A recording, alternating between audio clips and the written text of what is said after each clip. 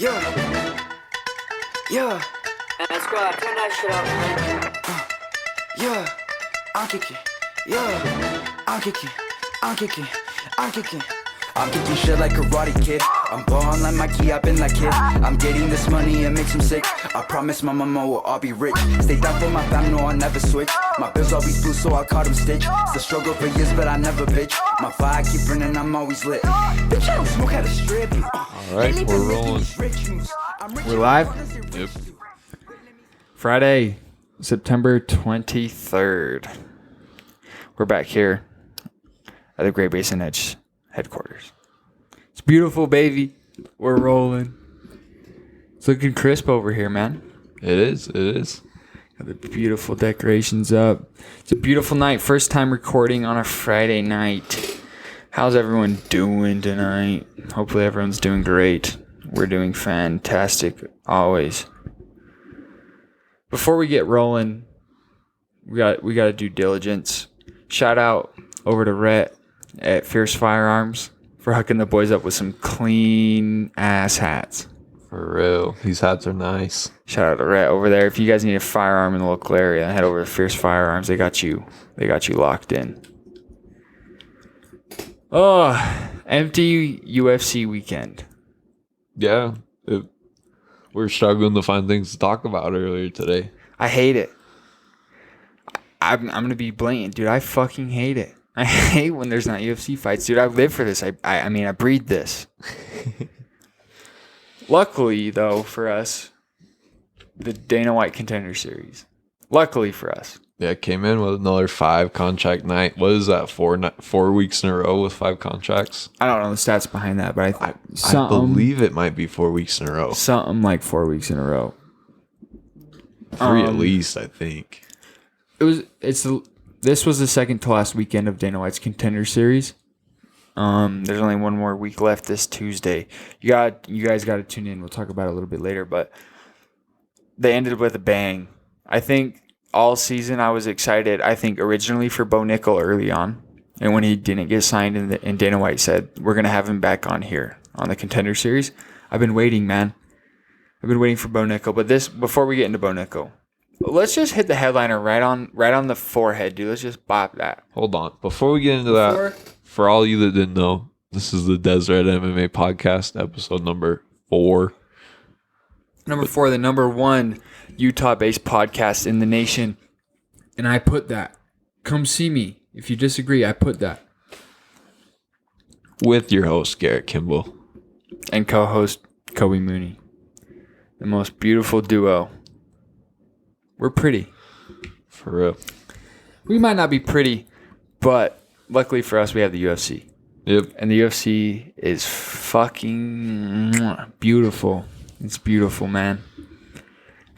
Almost every single weekend we got something. A little bit of a delayed intro. This is going to be a little bit more of a loose podcast. I think this one's going to be a little bit more sloppy, a little bit more all over. Super unprepared on this one. Well, there's not a lot to prepare for. No, there was no fights. There wasn't a ton going on. One of those weekends where nothing's going on. Even news-wise, there's nothing. Like, nothing really happened over last week. Nothing really big. Kevin Holland retired out of nowhere, dude. He put on Instagram he retired. Crazy. I don't know, dude.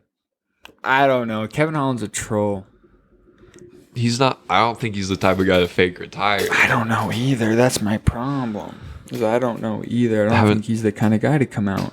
Haven't seen anything official from the UFC, though. I know Derek Brunson come out and said Khamzat Chimaev put that boy straight into retirement, which is a jab at someone that beat Kevin Holland by out-wrestling him the entire fight. He must have gotten a big payday from switching to the Khamzat fight, dude. I imagine he got a fat paycheck, but he mentioned that he did get paid good. He got compensated for sure. I'm curious what that amount is because after these cards they'll come out and say what everyone made, but I've never seen one for Kevin Holland, and I think Kevin Holland makes pretty good money. So I'm awfully curious. If you guys know, please drop down in the comments or DM us on Instagram, Twitter, or even TikTok. DM us on TikTok, please. DM us on TikTok. I love TikTok.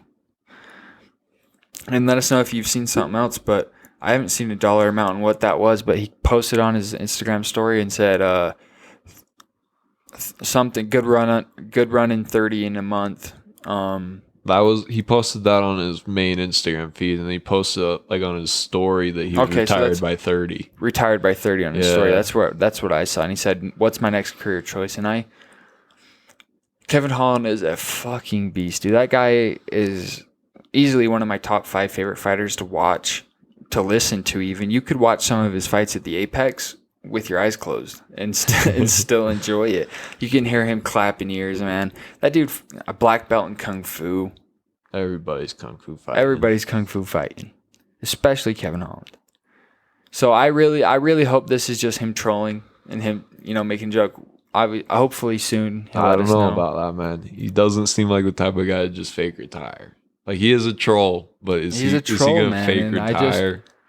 I really can't imagine he just ups and retires. But maybe. I don't know, dude. He got that payday. The Kamzat switch up. And payday. I think he hit a point with it that he doesn't need to fight another fight before. I think he could walk away and make money off of the platform that the UFC gave him to build himself up on social media and whatever else he's doing. His name is big. Man. We need to see him fight a few more times, though. I think so. Especially at welterweight. He just got going at welterweight. I know. Then Kamzat coming. Was that 3 fights? I think that was his 3rd fight at welterweight. 2-1. And he got fed straight to Kamzat. And I actually saw today that Kamzat Chimaev announced officially that he's going up to middleweight. So he must have talked to the UFC and got the go. Because I know Dana White prior, a couple months back, maybe even longer than that, they said that Kamzat's fighting at welterweight. Because he kind of bounced around. He fought at middleweight, like his 2nd fight, and then he was in Abu Dhabi, which is clear the fuck on the other side of the planet. Abu Dhabi. And he won. And he turned around and told Danny, he's like, "Let me fight next weekend." And I think I don't know if it was 7 days or 13 days that he took another fight. And so his first fight was at middleweight, and that second fight was at welterweight. So, like, in Abu Dhabi, dropped 15 pounds in like a week. Kamzat's a beast, man. Yeah, he's a problem. He is. He really can light a fire up in that middleweight division. He'll kill everybody. Too. It's a division that he can. I mean, obviously he beat Gilbert Burns, who was a top 5 welterweight, so he can jump up right into the mix of that middleweight. He is great. He's just unreal. I mean, he could really. And the beef between him and Paulo Costa is building. Paulo Costa went on Ariel Helwani's show and talked a little bit of shit about him trying to train with Robert Whittaker, bro. Switching up on, is it Darren Till? Yeah, Darren Till. I didn't see that. He's gonna go train with Robert Whittaker. Yeah, dude, I saw a meme. I'll throw it up. It'll be on right now on the video with the magic. Yep, it'll be there. I love Whittaker, man. Whittaker's a fucking unit. I love Whittaker too. I can't imagine that Whittaker's going to be down to train. He said it, dude. Whittaker did? Yeah, he was on an interview with someone. I can't remember who. That'll also be here. The interview. Whoever interviewed him will be on the bottom of the screen. Maybe it won't, dude. I don't know. But he came out and said that he was down to train with. He did talk about him. Yeah, he said he would train with him, I think. Well, I think anyone could benefit from training with Kamzat Chimaev. Yeah. That dude is just so aggressive, man. Mm-hmm. There's that clip of Sean Strickland, who's someone that is known for being like not a gym bully, but someone like when he spars, he wants to fight. Like he wants to fight you. And there's clips of him telling Kamzat to chill out while he was here training in Vegas. Yeah, Kamzat, he's a menace, dude. He turned it. Whoa, sorry for the audio there. Just bumped the mic with my hat. Ricky.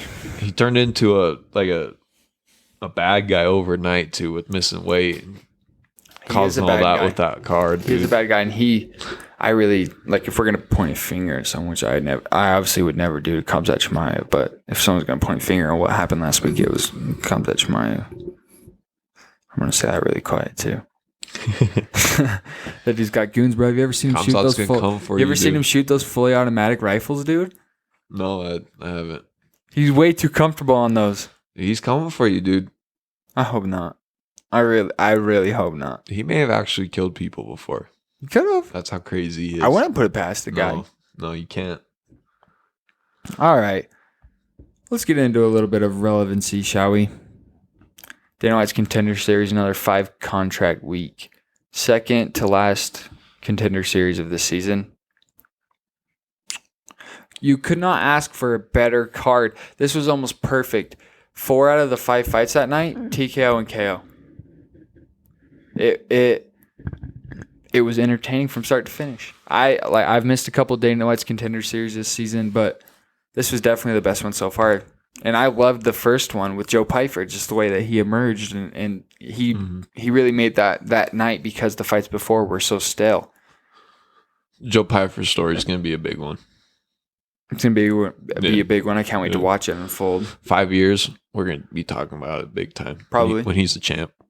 When he's the champ, you're coming out right now. You're coming out 5 on years. record right now saying 5 years, Joe we'll be Pyfer. playing You don't even got to do 5 years, but at some point, Joe Pyfer will be a UFC middleweight champion. We'll be playing this clip back in the podcast when that happens. All right. And cheers to that.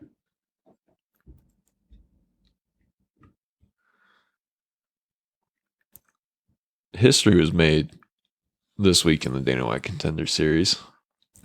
That's really what that big highlight on the Contender Series is this week. It should have been the main event. You You That's think everyone's just main because event. he's 17? That's though? the reason I watched it. Let's get into it. Raul Rosas Jr., the official youngest person ever on the UFC roster. That's crazy. 17 years old. I'm older than him. You're older than him. Yep. You're probably older than him. What What were you doing when you were 17? I don't even, Going to high school? going to high school. What have we been doing? What are we all doing? 17 years old. This dude's a professional fighter on the UFC roster. That's crazy. Think of how long he's been training for that too. You can see it on his face when you can see it on his face that he's been doing this a long time, and you can hear it by the way he talks that he's been doing this a long time. This dude knew all the right things to say when he come in media, post-fight interview, Larasenko interview. I mean, this dude hit it right on the nose. So let's get a little bit into the fight there. Right here, it was a unanimous decision, 30-27. He won all 3 rounds. All 3 judges gave him all 3 rounds. I didn't watch the Contender Series this week, so I didn't see the fight. What did you think of this fight? It was. I actually really enjoyed it. I think Roses showed us his strengths, and to me, he kind of showed me where he needs improvement on. Where he comes in, he has really high energy. He had a lot of big movements. I think he threw a front jumping kick just to kind of like set some shit up, kind of establish that he's coming out big. Yeah. Kind of show his opponent that, because I can't remember his opponent right here. His opponent was 25, so a 17-year-old versus a 25-year-old. Just kind of established that and then shot takedown, and that's kind of where he dominated here. 11 minutes of control time. So the 15 minutes recorded of this fight, 11 minutes and 55 seconds, so 12 minutes was spent on the ground in his favor. And actually, his opponent had 1 minute and 59 seconds. So that really means that there was only like a total of 1 minute on the feet, which is what I kind of talked to you about before we started. Was this wasn't a big throwing hands fight. This was a lot of grappling and high level grappling. I believe you called it a boring fight. No, I believe you did. I believe over text you called it a boring fight. You're not a big fan of the wrestling. there's no such thing as boring fights. You're all the time you're calling fights boring. You're not a big fan of when it gets on the ground. If it's high level on the ground, I enjoy it. I don't know, dude. If a fight goes to the ground, you call it boring. This dude's over here trying to call me casual. Nonchalantly, You're too. hella casual. I gotta beat your ass right here live on podcast right now. But I won't. Because then I won't have someone here to engineer this entire thing. It was good. It really was high level grappling, and it was not boring to watch. So those statements were obviously taken out of context, A, They definitely were. or B, it wasn't, I didn't mean it to extent where I'm going to come out publicly on the internet and say that. I'm going to come out here and say that there was high-level grappling that was going on in that fight from both men. There was reversals. Rosas was on his back too. He got taken down. Yeah. One time. But I mean, it was actually not a bad fight to watch. My biggest takeaway though is this. We saw this with Chase Hooper, who come into the UFC either at 19 or 20 or maybe even 18. Look up when Chase Hooper come into the UFC. It was 18 or 19 actually, now I'm thinking about it.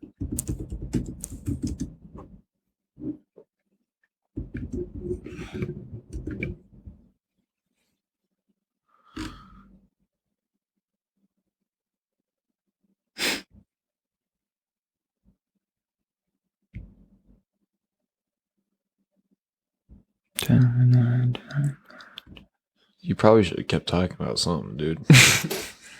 Well, anyways, when Chase Hooper come into the UFC, and you can look that up to see when Chase Hooper come in, he was either 18 or 19. But when Chase Hooper got into the UFC, except till this last fight, we didn't really see. He had high level jiu-jitsu, and he was really good at sneaking in knee bars, or heel hooks, just submissions like that. He was kind of a submission specialist. But in his last fight with Chase Hooper, we saw a lot more on the feet, which is where Rosas has so much room to grow. And I've said this a lot before. Wrestling and jiu-jitsu will get you to the show. It'll get you to the UFC, and it'll get you to fight high-level competition. But once you hit the top 15, you run into people that can either A, stop the takedown, or take you down before you can take them down. So then you have to learn how to do the on-the-ground thing, because that's not how everyone fights. It's not always going to be a wrestling fight. You're gonna end up fighting someone that's going to shut down your takedowns and eliminate that part of your game. And you're going to have to go onto the feet and fight them. And that's where he has all this room to grow. So I'm actually super pumped. And he's so young. And he promised out in his post-fight interview that he was going to be the youngest UFC champion ever. He said he didn't care if he was at 18, 19, 20, or 21. I think John Jones was 23 or 22 when he became the youngest UFC champion. Maybe even 23 or 24. But some people are saying he'll be champion in 2 years. Based off what I saw, he will not be champion in 2 years. But I hope he makes me eat my words. But in 2 years, I don't know about that. Real quick, going back, Chase Hooper, when he made his UFC debut in 2019, was 20 years old. So he was probably 19 when he got his contract in the Contender 19, series. Yeah. Okay. But what about, did he deserve the contract? Would he have gotten the contract if he wasn't so young? Like if he was like 23, would he have gotten that contract? You think with that fight?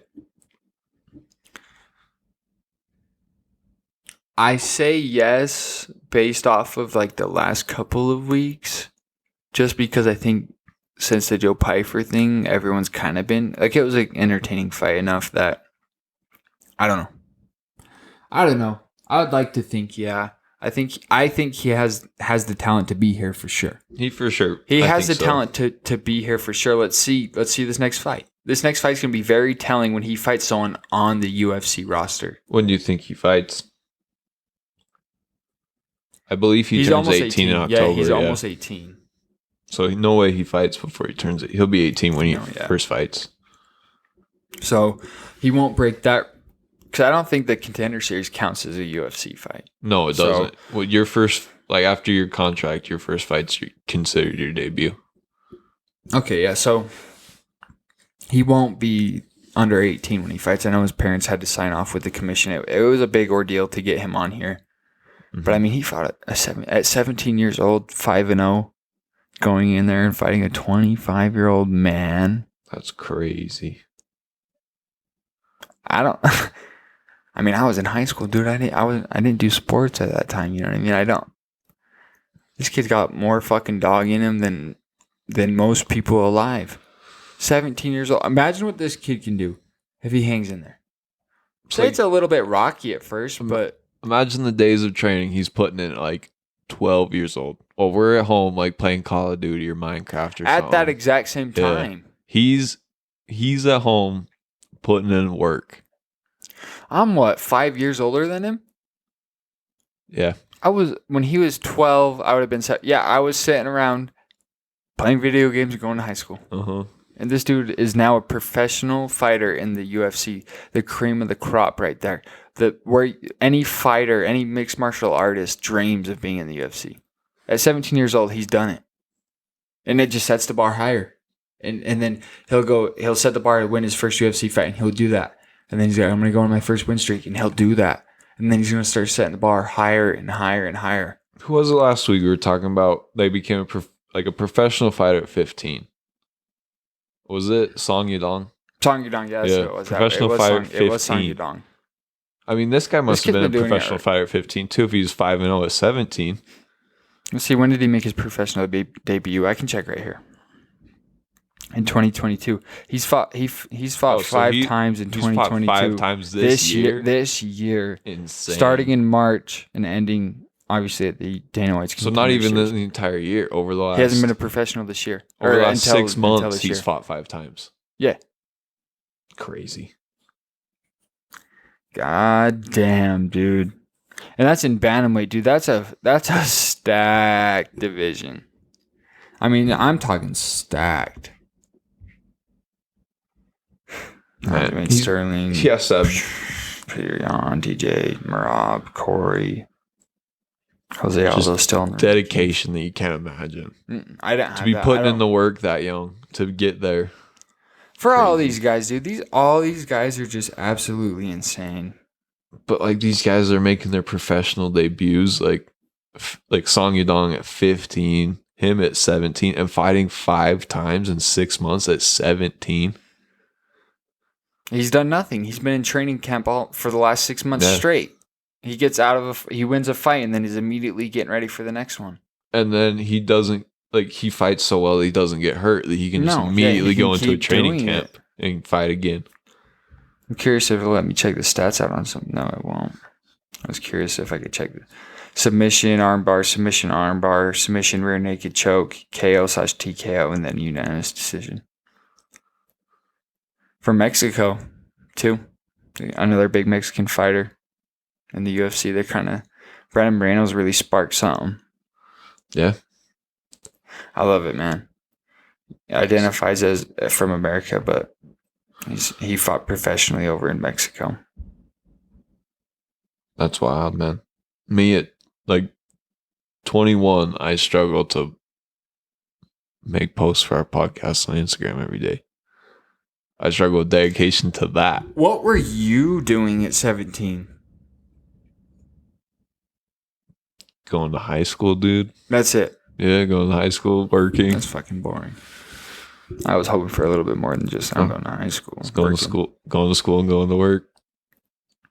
You do that now. Why'd you start doing it so early? Going to work and shit. I don't know. Weirdo. Leon Aliu versus Bruno Ferreira. Main event of that night. KO. Beautiful. Ferreira 9-0. Coming into the UFC. That's at middleweight. Stacked division, dude. What was the best fight of the Contender series, you think?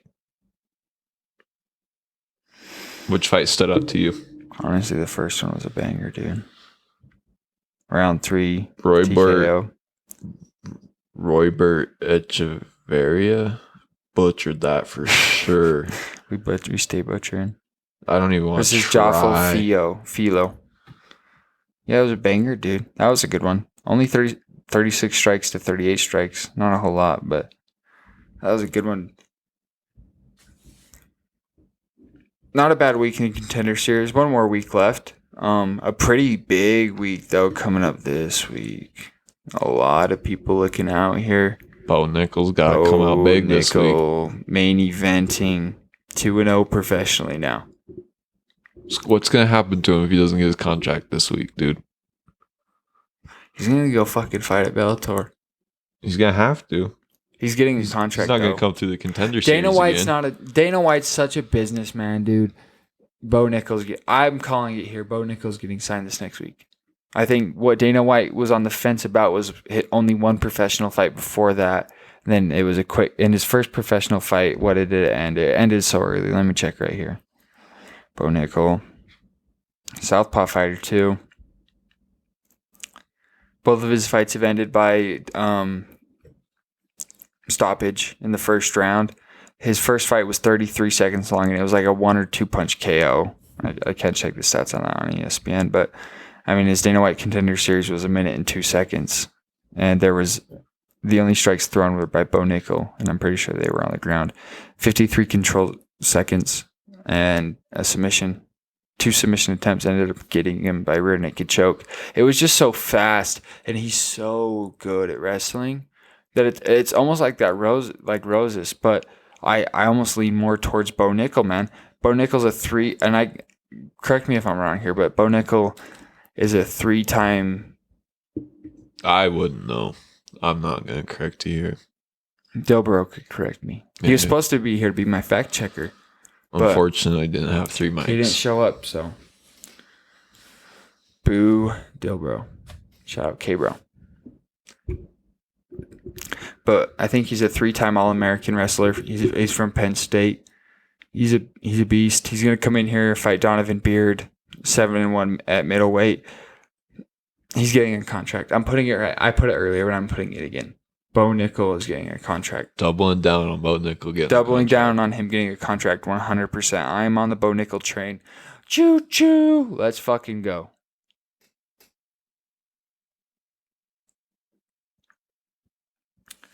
Got a middleweight fight, a lightweight fight, a featherweight fight, flyweight, and bantamweight. We got a great mix right here. No heavyweight fights that night, so no big sluggers. But that's still going to be solid. And after Tuesday, we get fights back on Saturday. That'd be big. We'll have something to talk about. Mackenzie Dern versus Jan Zionin. Jan's a beast. Mackenzie Dern is one of the most high-level jiu-jitsu practitioners in the women's UFC. And I put that. Let's see here. Let's see. She's 12-2. She did lose to Marina Rodriguez by unanimous decision, her second to last fight. But she did beat Tisha Torres, who was an animal. And she beat Nina Nunes, who is Amanda Nunes' wife, who's recently retired from MMA. I don't know if you knew that little factoid. Was it this coming fight night that Garbrandt was supposed to be on and it got canceled? Yep. They were both injured, was it? Yeah, that's what I saw, is that they were both injured, so it must have been a mutual agreement. But man, that was the big card. Like, that was like my main event of the evening. But it looks like we covered last week that Sadiq Youssef didn't have an opponent yet. Now he does. Who's he got? He has got Don Shanis, who's making his UFC debut. Fought in Cage Titans a couple of times. That'll be interesting. Fighting Alliance Championship as well. How he does coming in. Sadiq Youssef is a nightmare, bro. He's tough, and the only person that he's lost to, I believe, let me fact check this, that he's lost to the only person he's lost to in the UFC was Arnold Allen, who is undefeated in the UFC. Let me fact check myself here.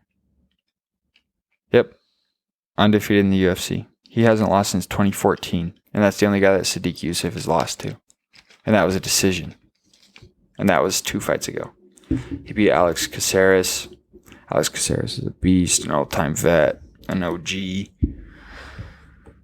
think I'm going to go. I feel like the safe answer is to say Sadiq Youssef in this fight. You know, taking on someone making their UFC debut at 12-3. How old is Shanis? Let me see here. 31, yeah. I think Sadiq Youssef all the way on that one. Parcelos. Yeah, I think I Brown. agree with you there. I think You do? he'll probably take the win there. What does this card start with? Some prelims. Penny versus Rishi. Davis. Santos. Not a bad card, man, but it's just... my main event of this weekend was going to be Garbrandt. I know it's a bummer they had. Even though Garbrandt's on a skid and a big time skid, Mm-hmm. I really like Garbrandt. This fight against Dominic Cruz, that still to this date has got to be top 5 UFC performance of all time. I mean, that was my main event, so I'm really pretty bummed about that. But Mackenzie Dern's a beast. I don't remember if she's ranked or not. Still should be good 9 fights, but It'll be a great 9 fights. So it's a bummer. It's going to be that so fight exciting to got have canceled. them actually back now, dude. My life really is empty without the fights. Is this at the Apex? Yeah, I believe so. Yeah, this is at the Apex, October 1st. They're over there in Nevada. Women's strawweight fight. What about the funny business we saw the other day with who was it? Sarah McMann, was that who it was? Weird, really weird. Yeah, Sarah McMann was removed from the UFC roster, and then about like 3 hours later was added back to the UFC roster. She had her fight canceled with Aspen Ladd she missed last weight. weekend. Mm-hmm. When she missed weight. But yeah, So it must have when Sarah McMann showed up and made weight, it must have counted as her. I wonder if they gave her full fight bonus and everything. I don't know. She for sure got her show. She made weight, and that's what you get for your show. I think I saw that she was covered. paid good for it. Yeah. So it's out of her control, man. And these fighters live on that. Uh-huh. A lot of these fighters really do live on their UFC paycheck. So what do you think the new contract is? Do you think it's just to come in because she's 41 years old, has had a hell of a career, won Olympic medals. In 2004, she won an Olympic medal. So she's been fighting and wrestling for 20 years. When she's added back to the UFC roster 3 hours later, it's either one. To me, it's either one of two things. Either A, she's coming back for one last big retirement fight because she probably was like, this is what I think happened is that they were like, we're not going to re-sign you. And then her manager later was like, hey, Sarah's only going to fight one more time. She's had a hell of a career, a long run, and she would like to do it with the UFC. And I do think that the UFC that they honor some of these name fighters. I think that fight must have been the Aspen Ladd fight, right? Like that's the fight she was going to retire on, you know? Probably. And then that fell through, and she's like, well, I want another fight to close out my career. You know, she didn't want to go out like that. Yeah, so I don't know the full discussion of the details yet, but I think I imagine it's a 1-fight contract just for her to end at the highest level that this sport offers, which is the UFC. I mean, that I said earlier, it's the cream of the crop. So that's what I think happened is that she come back for one last retirement fight. She'll probably fight an unranked fighter, I would imagine. I don't even think that she's ranked herself. So just come in and get hopefully right off a win. I mean, that's not really how it always ends up, especially when fighters know it's their last fight. Like Jessica I. When Jessica I retired, she lost and she said she knew going into it was her last fight. And actually after she said it did play a role in the result, knowing that was it. Mm-hmm. But almost like there's like a nothing held back. Like go out there and lay all your cards on the table. Like I'm done. Let's go out there and let's go out with a bang. Let's end this. Let's have a little retirement party. A little 50K KO bonus performance of the night. Yeah, so it'll be interesting to see like what her contract ends up being. I was surprised that they ended up bringing her back. 41 years old. It's got a long fight career. Fight, man. That's what I'm thinking at least. Because Dana White says he's got like a thing. If he doesn't think you can fight for the title eventually, or if he doesn't think that you're up there, like he's not gonna really re-sign you because this is supposed to be where the best fighters in the world are at. Is at the UFC. So I think she's gonna. Hopefully, she gets a win and she just rides off to the sunset. Yeah. Another thing, I was able to watch yesterday the new I believe it came out probably 4 or 5 days ago now. The new Anatomy of a Fighter on one of your favorite fighters, Sean O'Malley. Have you gotten to see that I yet? haven't seen it yet. Dude, it's really good. Or on It's YouTube? YouTube. It's really good. Shows Sean in kind of a different light than the kind of show he puts on.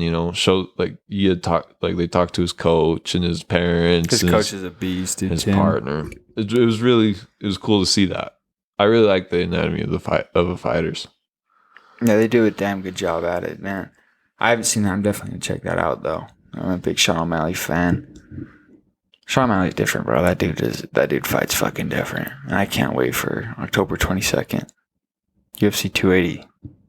Be there or be square. I put that. The guy that does those Anatomy of Fighters, Will Harris, he was on the Joe Rogan podcast. That's a good podcast too. That one, the most recent one, the most recent MMA show. I love when Joe Rogan does the MMA shows, man. I drink it. I absorb it. That one with Usman after his loss. That one was a good one. If you one. guys haven't seen that, you gotta go check that out. Free plug right there. Listen to it on my way up to the Ozark Trail Studio for episode 2. I believe I listened to it on We the way gotta get back that. over there. I don't think it's been a while since we've been over there. Yeah, we're missing out on Bob. Bob's a busy fucking guy, man. That guy is a hard guy to track down. Yeah, it's a shame he couldn't make it down to the Basin's Edge headquarters this week. I tried, and I even asked him next weekend if he thinks he's going to be able to make it back down here, and he said he doesn't think so. He said he'll see what he can do, but don't count on him. That's a shame he can't make it He's down. a busy guy, man. I don't want to bug him either. I don't want to blow up his shit. If you don't know Bob, he's up to some. Bob, I don't even want to put it all out there, but Bob's a fucking unit. But beautiful decorations we got up here. Sipping on some Hallerhead tonight. What you drinking on tonight, Kobe? It's Friday night. We got Uinta Brewing Lime Pilsner. Got some Hallerhead. And some water in the Body Armor bottle.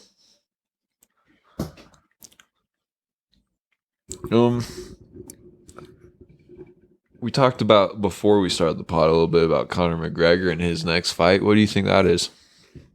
He did come out and say, because Floyd alluded to them, Floyd and Conor fighting again, and then Conor did come out and say I think this was yesterday or the day before that was coming out. I think I saw it today, and I could be wrong, but I think Floyd's got a fight now.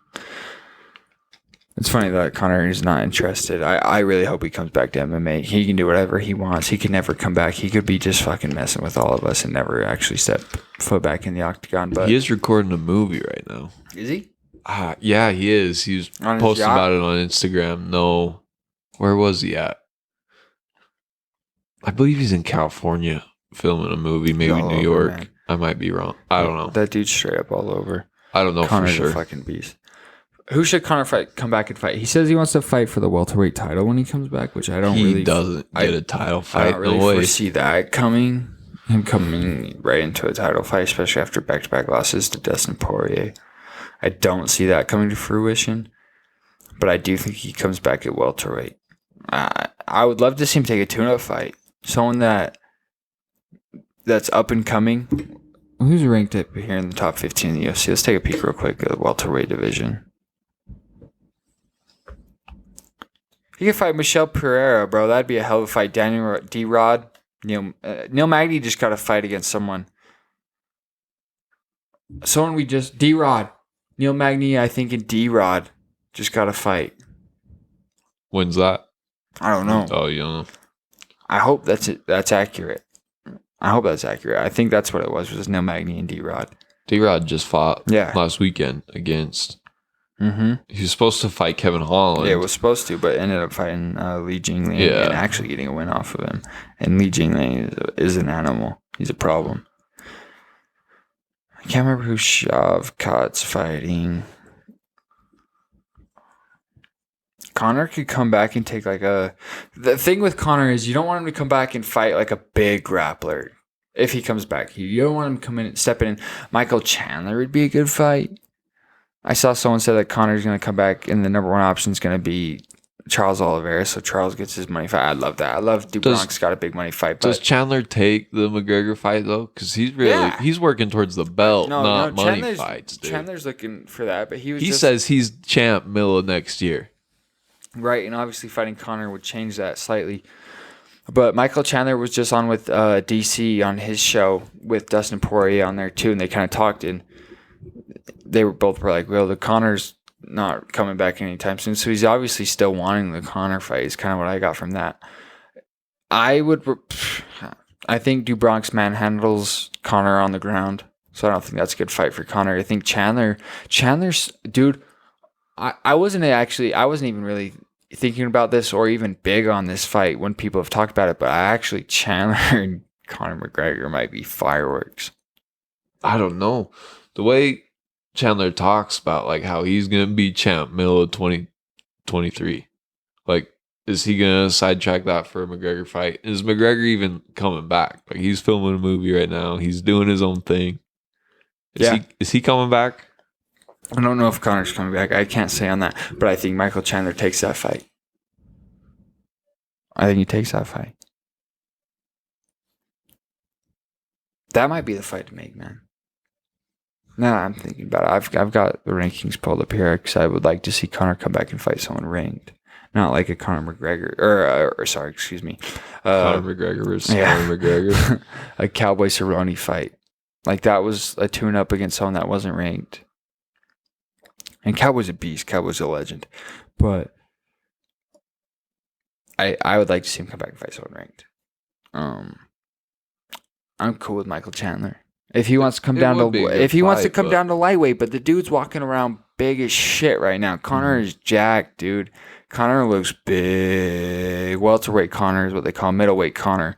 They even got the memes of that dude on a fucking bodybuilder and shit, but not like a obvious fucking Photoshop bodybuilder. But Conor's big, dude, and I hope he comes back. I hope John Jones comes back, man, for December. They haven't really talked about that recently. Yeah, that would be interesting to see if he does make it back. He's big right now, dude. John big, Jones is yes. big, He's a big. beast right now. He looks at you and you break a limb or something. Mm-hmm. He's been doing steroids. Man, I love the UFC. It's my shit. That's my drug. That's the only drug I'd smoke is the UFC. You're a big UFC smoker. Now, before we wrap up this podcast, Roadhouse. Conor McGregor is in the remake of Roadhouse with Jake Gyllenhaal. That's Roadhouse? the movie he's filming. It was a movie with Patrick Swayze, I believe. I thought Patrick Swayze made music.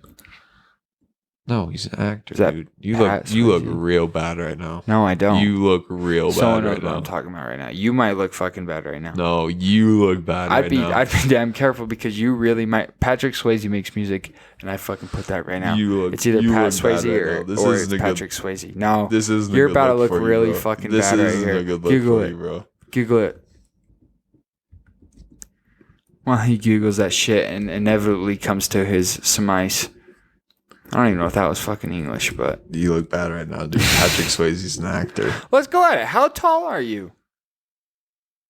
Accurately, how tall are you? Like 6'5", 6'6". See how he says like. I haven't measured myself like that in a long time. Come the fuck on. He hasn't measured himself. Pull out your tape measure, guy. Yeah, because I'm walking around with a tape measure right now, bro. I'm then. suited up, bro. You think I'm walking around with a tape measure right now? I don't know. All right, let's put you in the hot seat. Let's make you look really bad right now. He did make some music, but he's an actor. Oh! He's an actor, dude. He's not known for his music. You still look bad.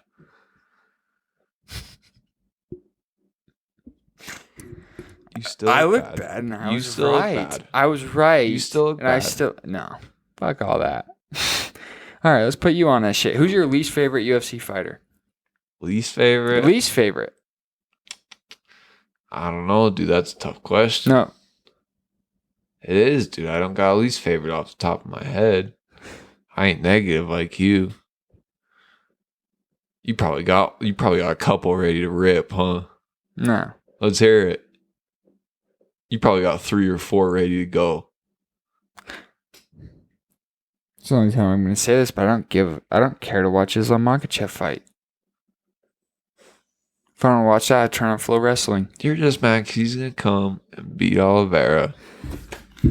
All right. We're fucking stopping on that note. When you start talking some stupid shit, this dude's obviously not capable of recording podcasts at this hour of night. As it is 12:30. So we're gonna stop it at that. You're gonna start.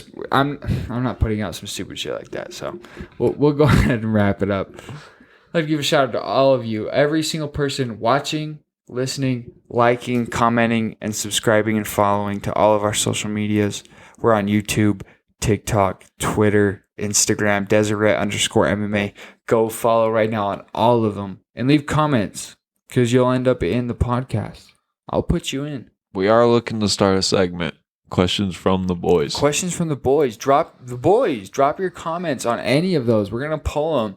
Put this motherfucker on the hot seat. No, put him on the hot seat because he doesn't know anything. He looks like he doesn't know anything. Look at him. You look fucking dapper. What are you talking about, bro? You look like you don't know things.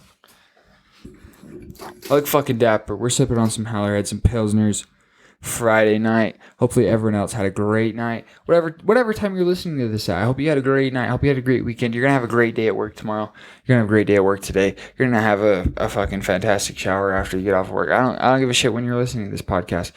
But shout out to you for listening. This is the #1 based Utah podcast in the nation. I am your host, Garrett Kimball. Of course, and always accompanied by the lovely, long-haired Kobe Mooney. Thank you for watching, and we'll catch you guys next week with a recap of the Mackenzie Dern fight. Peace. Yeah, That's squad, turn that shit up. yeah, I'm kicking. Yeah, I'm kicking. I'm kicking. I'm kicking. I'm kicking shit like Karate Kid. I'm ballin' like Mikey, I've been like kid. I'm getting this money, it makes him sick. I promise my mama will all be rich. Stay down for my fam, no, I'll never